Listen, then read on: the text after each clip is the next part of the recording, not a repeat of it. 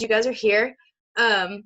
We hope that today you're going to learn a little bit about things you can do while in quarantine or anything like that, such as playing games, even helping the community in some way, as some of you on here are teachers that are needing to have some ideas for your students, or you may just be an East Central student. We are very excited to have y'all.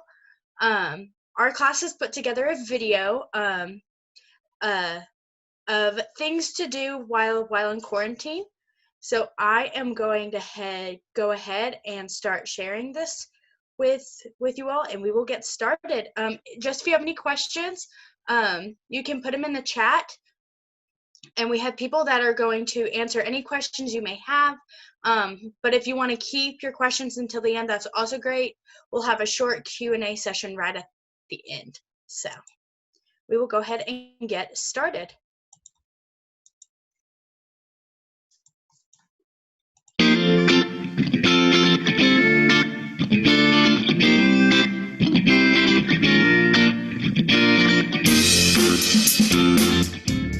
Hey guys, my name is Matt, and I'm going to be teaching about how you can have a little bit of fun while staying at home and not exposing yourself to the virus. I don't know about you, but I love games, whether video games, board games, card games, and so I found a way that you can actually have fun with other people while staying at home and being safe. This spring, I'm a youth minister, and I like to get together with my kids and play games, but in the spring we weren't able to do that. So I found a website that we could actually play a game of Jeopardy together via Zoom and screen sharing. So I'm going to go ahead and share my screen. The website that I found is jeopardylabs.com. Here's the front page, and you can actually find your own games or that other people have created. So I'll take you to here, and so you could do all sorts of games. You could do Harry Potter. You could do movie entertainment. I like to do the Trivia Crack, which if you've never played that game on your phone, it's a really fun game. And that's what I found here. So I have actually an example of what a game looks like, and so it uses the Trivia Crack subjects: entertainment, history, sports, science. So the way it works, if you've ever played Jeopardy, is that you get to choose a category, and then you keep a point value. And so you could actually do this on Zoom, just like we're doing right now. And so let's actually do one right now. I love sports, so let's go ahead and let's do a sports trivia. What is LeBron James' nickname? If you want to, go ahead and put in the chat what his nickname is. I'll give you a few seconds.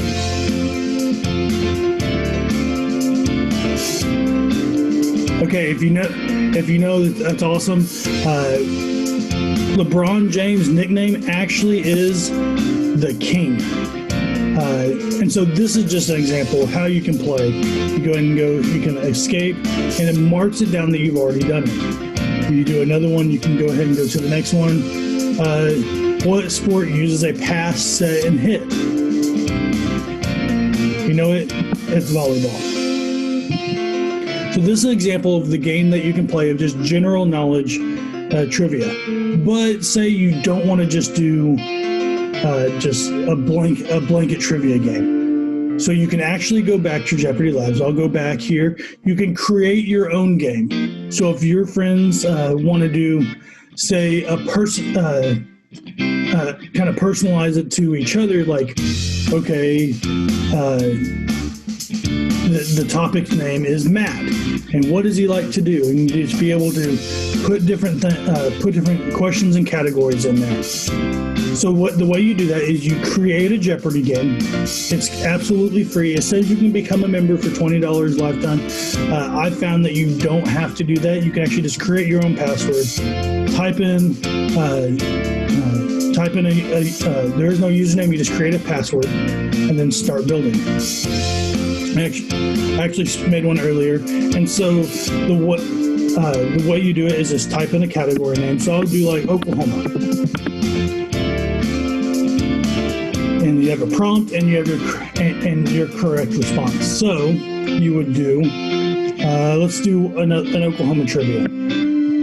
Where in Oklahoma was the first Sonic located? Go and put your answers in the chat if you want. And so there you go. You have that. I actually had a typo here, so I'll go and correct that.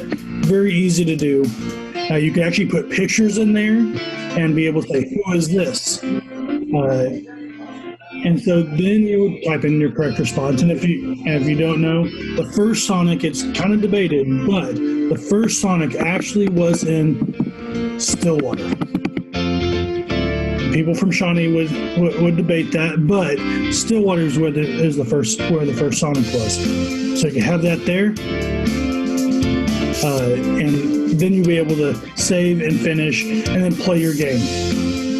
So guys, this is an easy way for you and your friends to be able to have a fun time and do a trivia night and not expose each other and just be safe during this pandemic.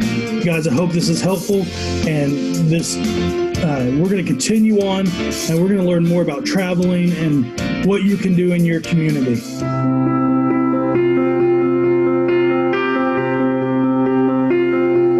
Hey guys, so I really hope you're having a great week and a great rest of the semester. It's really weird not going back to class or, doing anything and seeing all of you, but I'm really excited to make this video. We're making caramels today, so there's not a lot of steps, not a lot of ingredients, and it's really simple. Just be careful making it because it gets really hot, and make sure that you have time to prep the ingredients and make this delicious snack that you're gonna have. I personally can't have them, so I was a little sad to make them, but I was really excited because I really like making stuff like that. But I'll let you guys know. I'll taste test with my family and see what all we can get accomplished, and I really hope you guys enjoy the video, so I'll see you around. You're gonna need 1 cup of granulated sugar. You're going to need half a cup of unsalted butter, which if you use the stick butter, it's just 1 stick. And we're going to use 3/4 cup of corn syrup. I used Caro because that's the kind that I know of.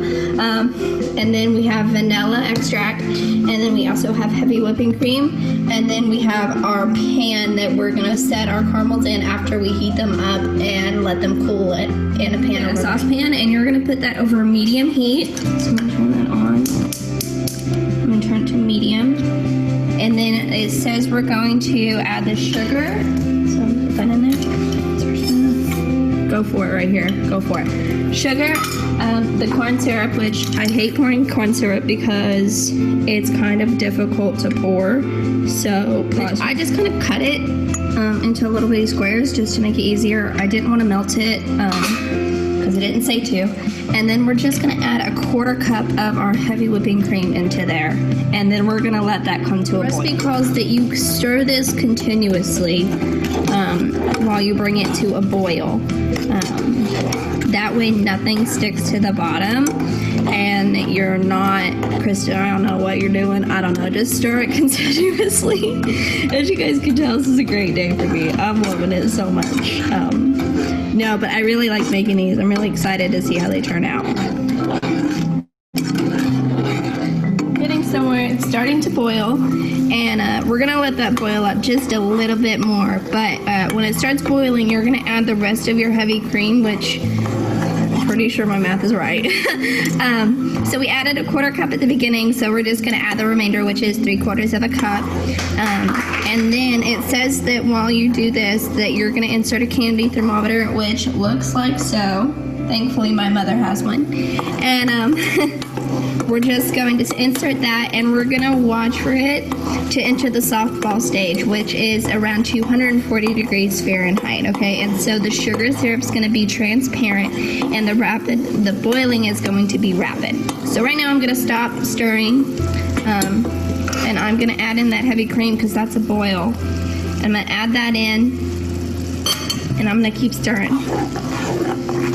And then I'm gonna insert my candy. And we're boiling. Sorry, that was out of focus, but we're boiling. Hold on, thermometer actually has it labeled where soft and hard balls are. So we just hit the mark, and you can notice a consistency change in our mix. So we're gonna remove the heat, and next we're gonna add some vanilla. Half a teaspoon of vanilla. I love vanilla. It just makes everything taste so good. And we're gonna stir that in really good. As you can tell, there was a really big consistency change and a color change as well in this. Now I will say this is like really time consuming, so if you are gonna make caramel like this, make sure that you have like time set aside for it, and probably don't use a spoon like I did. It doesn't really tell you what to stir it with, which it probably would have been better to use something else because it got really, really hot on my hand while I was stirring. This pan, it calls for 8x8. Mine's like a 9x9, but you know, it would be okay. So you're just gonna pour that in there. Oh, yummy, it looks so good. My mom taught me a neat trick, and my uncle did because they both bake. Just kind of shake your pan to get rid of any excess bubbles before you use a toothpick, because sometimes this will just knock it right out. So I see a few, so I'm just going to take a toothpick and go after that. Just kind of pop them lightly, just kind of, that way it doesn't settle whenever it sets up. I'm not too worried if there's like a few little ones, because you know what, everything comes in its own shape and size, and caramel's just another one of those, and caramel is good any way that it comes out, so not too worried.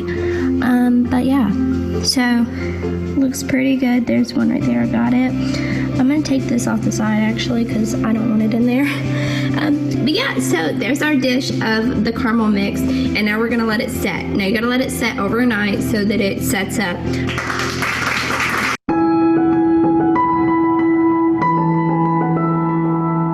Hey guys, I'm Alyssa. Hi, I'm Viki. And today we're going to be showing you guys virtual tours that you can take from your own home with your family and friends, and trying to navigate this whole quarantine thing that we're going to while not going crazy. So we're going to go over to Viki, and she is going to take you through some websites that actually offer free virtual tours, and she's going to help you guys navigate those so that you can hopefully figure it out on your own. Okay. First, we're gonna go on to Google, which is probably gonna be your best friend for this. Okay. So here you can like search. I mean, we already have a history of. You can search for any tour you want, like any place you want, like the Eiffel Tower or anything. Or you can just simply type virtual tours for free, because some of them are charged and some of them aren't free. So like we can go here, and then it'll give you like different websites that you can use. And okay, but I have a couple or a few websites that we already looked at, like this one. Here, this is a tour of the Great Wall of China, and I think for this one you do have to pay. It is $8. Oh, sorry about that. And there's more that you can do. That one's $8 as well.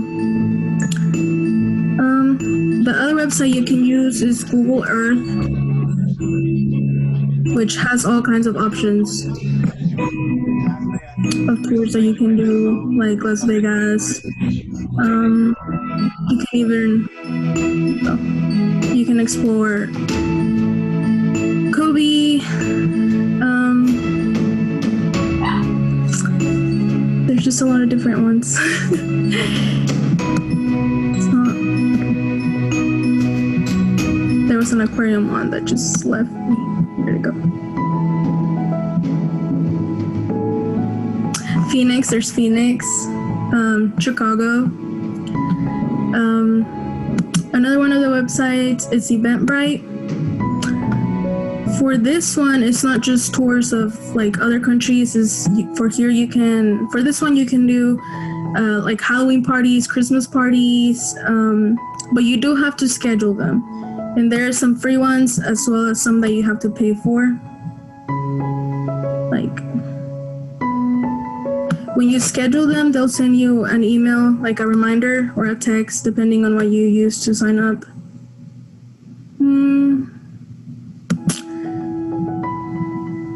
Taste of Home is another one. This one has some museums that you can look at.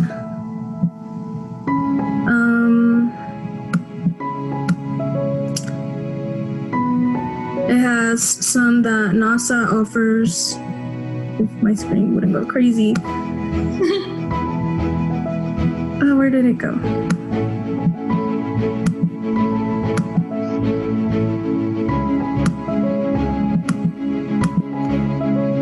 Okay, there it goes.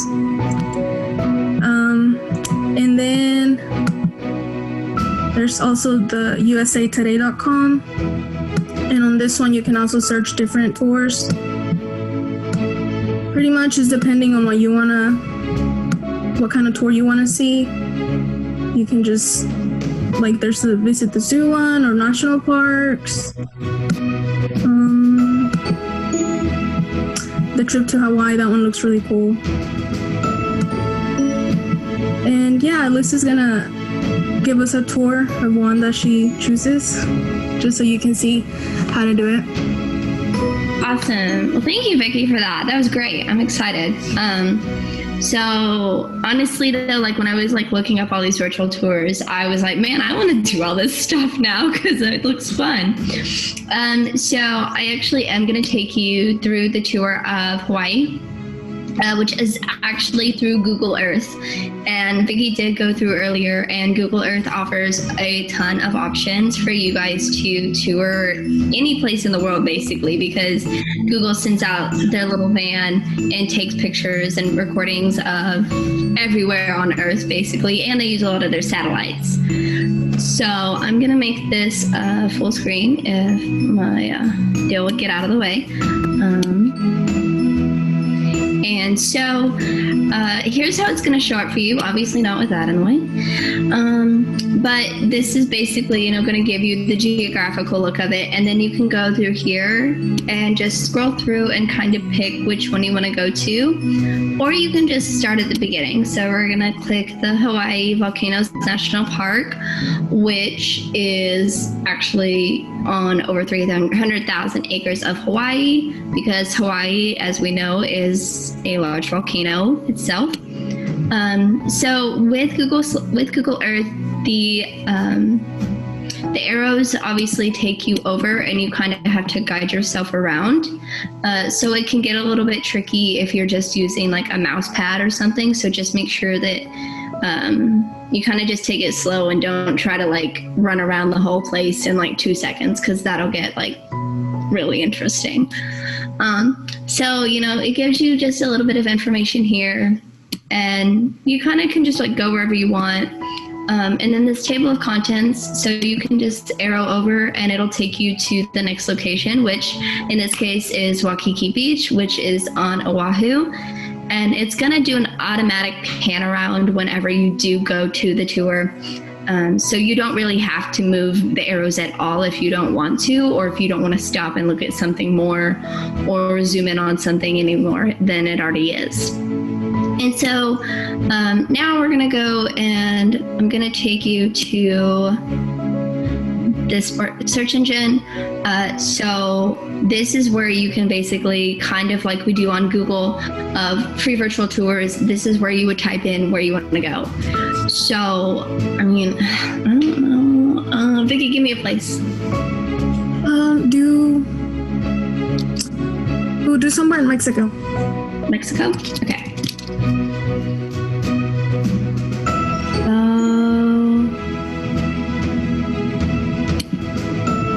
We'll do this one. I don't know how to pronounce it, so that could be very interesting. Can you pronounce that, Viki? Because I don't know how. I think it is Chichana. Whitsin? I don't know. Chichana. I'm not sure either. This is another volcanic field. This is weird. but there are a lot of volcanoes. So, you can just literally search anywhere, and Google Earth is going to take you there, and you can, zoom in on it, grab your little person and like somewhere, and it'll take you where you want to go. Now it may take it a minute, so don't like freak out if it doesn't like immediately go. It's gotta, generate and get you there. And it's gonna obviously give you a 3D view. Wow, that was not expecting that, honestly. I wasn't expecting it to be like a bunch of trees and greenery. So, you can literally drop yourself on anywhere in the world, and it's really, really cool. So no matter where you're at, literally in my apartment right now, Viki's at home, and we just went on a tour of Hawaii, and we went to Mexico. So all of these virtual tours are really, really easy to find, and they're really, really fun if you want to, create a Zoom call for free. Zoom offers a basic plan, which you just sign up with your email, and if you have a school email, that works great. And then you just create a PAR meeting, and then you're going to send that link out to anybody that you want to be in your meeting with you. So, but I think with the basic plan, you can only have 3 hours on your meeting, right, Viki? I think so. It's 2 or 3. I'm not sure. Okay. I'm pretty sure you have to have like a minimum of like 40 minutes though on your Zoom meetings. So there is that aspect of it that you got to take into consideration. So hopefully this was all helpful material, and you're able to take a virtual tour of your own with your friends and family.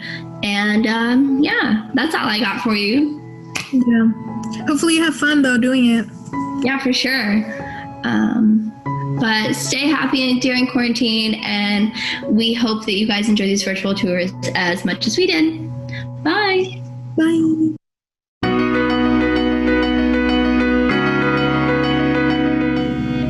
2020 got you standing around with nothing to do? How about a few community service hours to pass the time? There are many opportunities right here in Ada, Oklahoma. We all love animals, right? Why not volunteer at Paul's Animal Shelter? You can go play with the cats and dogs, help the staff with cleaning out kennels, or simply adopt a pet of your choice. Don't have time to volunteer? How about donating things such as food, toys, blankets? Paul's also offers a wide variety of services at a lower cost, such as microchipping, spay and neuter pets, and vaccines. They are located at 1200 Sandy Creek Drive here in Ada. The phone number is 580-332-5233. If animals really aren't your thing, how about becoming a volunteer at Abba's Table? Abba's Table is a nonprofit organization that provides a wholesome meal free of charge to those in need. During this unprecedented time, they are serving more than ever before. They are in dire need of donations such as water, cake mixes, large cans of vegetables, and to-go containers, just to name a few. You can volunteer alone or with a small group. Please visit their website at www.abbastable.org for more information. Along with these organizations, we have other outlets that are here to help people in need also. Volunteering is a great way to give back to your community. Asbury Methodist Church hosts a food distribution every first and third Thursday of the month.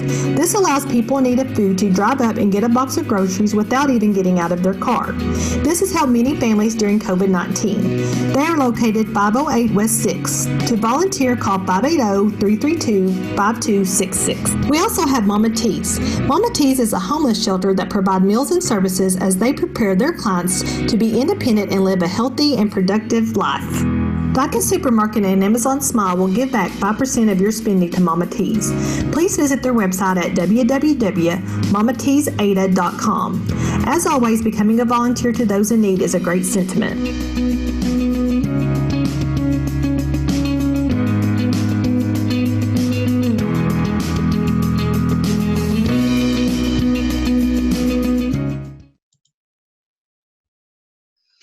So right as you guys can see, there's a lot of things to do while in quarantine. Even though it may not seem like there's a lot to do, there's still things that you can do with friends. You can help the community. I know we have people from all over the state right now that are on this Zoom call. And for the community service projects, reach out to your local animal shelter, see what they're in need of.